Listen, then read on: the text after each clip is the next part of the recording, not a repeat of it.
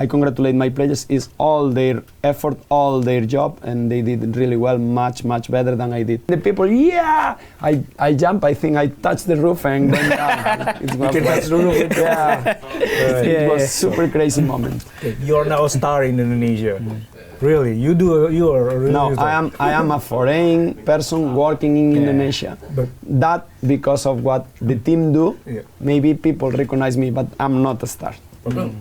Okay, with the huge support from the supporter like we have in AFC Asian Cup, do you see it as a burden, or do you see it as a positive way to help them, to motivate the team? Yeah. How big? Very big, really big. With our people, we are almost undefeatable.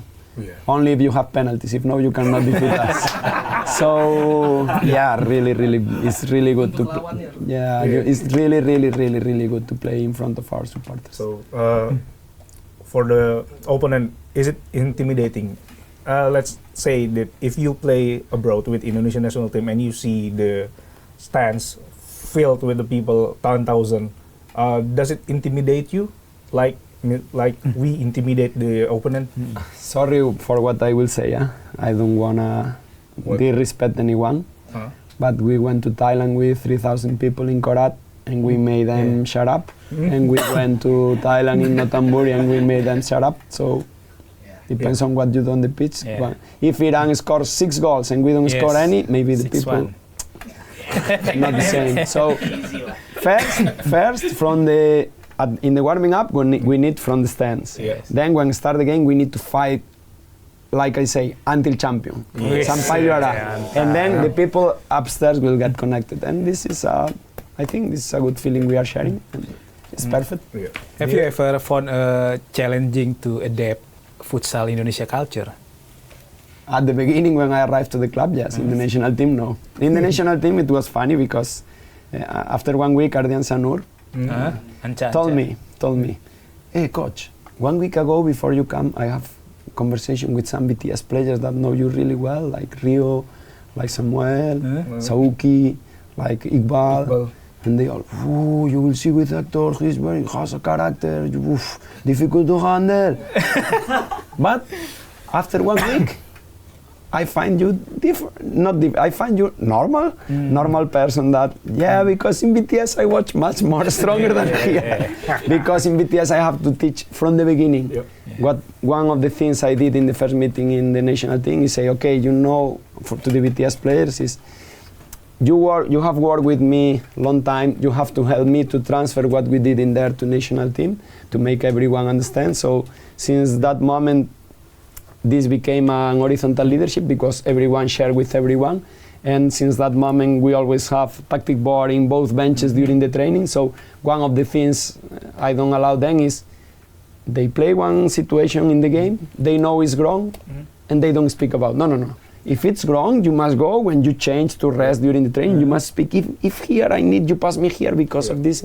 So this is not only the coach sharing, is the player, after I implement everything, the player correct each other. For example, set piece, you could see that in this competition, sorry to say, I'm down to the earth and I don't have any ego, but I think we were the best thing in set piece. Attack and defense. Attack and defense. Only in the final we made a mistake that it was important, but it's okay. And we already studied, but it's okay, can happen, it's normal, it's a sport.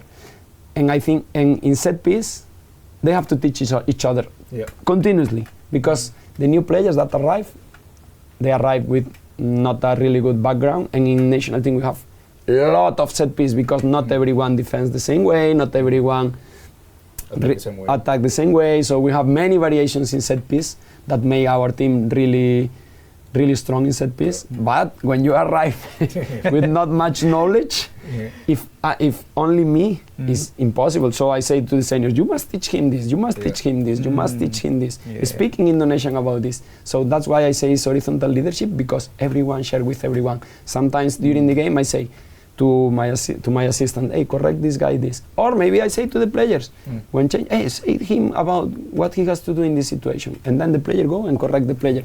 This is like, what I say is a good family, because everyone can collaborate in every single situation. Satu keluarga. Yeah, satu keluarga. So, okay, satu keluarga. How does your, I'm sorry.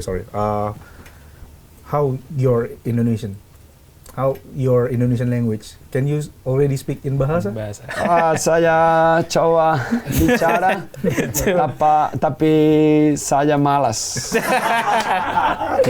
Dan saya tinggal 1 bulan ini, 1 bulan Spanyol. So I don't have I disconnect little bit from bahasa when I go back to Spain. And this is my problem. That I'm not consistent, but nowadays I realize that to share important message with the local people, with Indonesian, I really need to learn Bahasa Indonesia. So I need to make the commitment to start to study Bahasa Indonesia, at least to have a minimum communication. Tapi saya bisa bicara sedikit, tapi tidak bisa bicara banyak.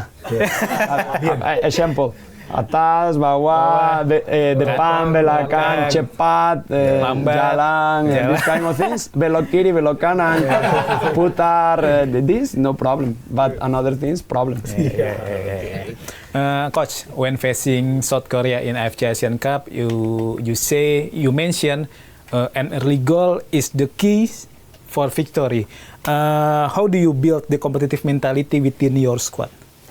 To compete in this game? Yeah. Yeah, I show them the weakness of the opponent, and we try to face that. Yeah, to explore it, and it's like that. And we succeed at the beginning, so it was the perfect plan, more or less, because start the competition winning 1 or 2-0 at the beginning is like, okay, now we can just play and play and play and play. Because if you don't score, it can happen that they recover one ball, make a transition. It's difficult. So it was what happened with Iran, with us. They didn't score, we scored 3, then they tried to catch up, and it was more or less like this. And yeah, against Korea it was good. I think they have tremendous potential, Korea, but if they don't explore the potential they have, it's good for us until now. It will be good for us. Of course, the previous tournament, the AFC Asian Cup, it raises people's expectation. Do you have any message for the fans? I mean, don't burden the players. That you have to reach certain levels. You have to and every time you compete in a competition, you have to be the champions. You have to win. No, sometimes people think that we have to be the champion. So, what are your message for them? That they are wrong.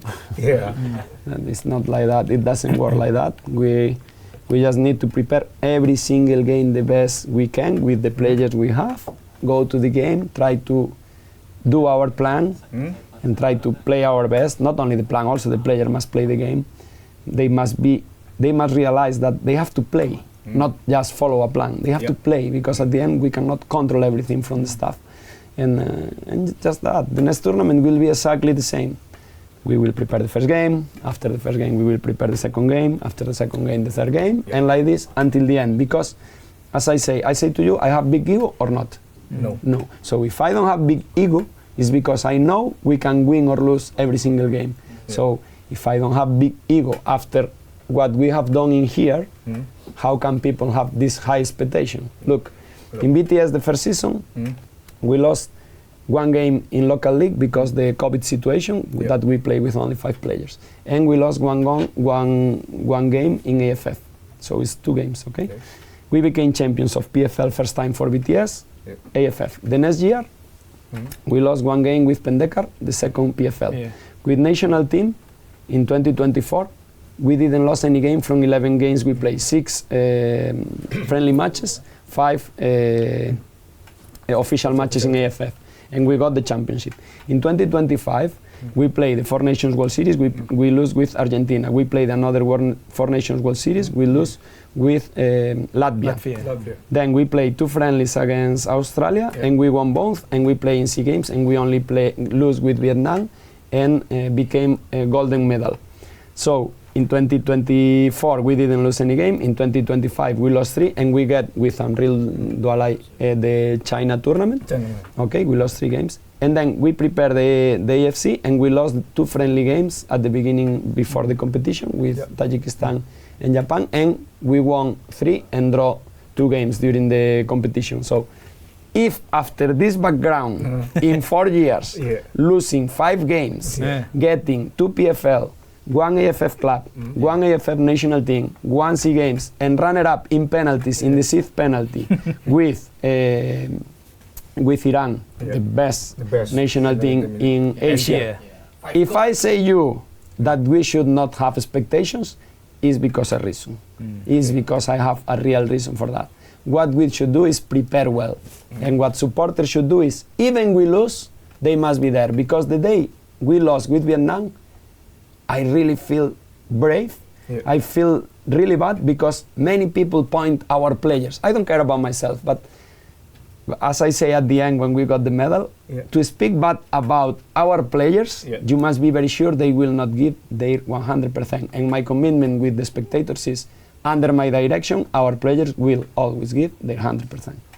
Okay, mantap. Coach Hector.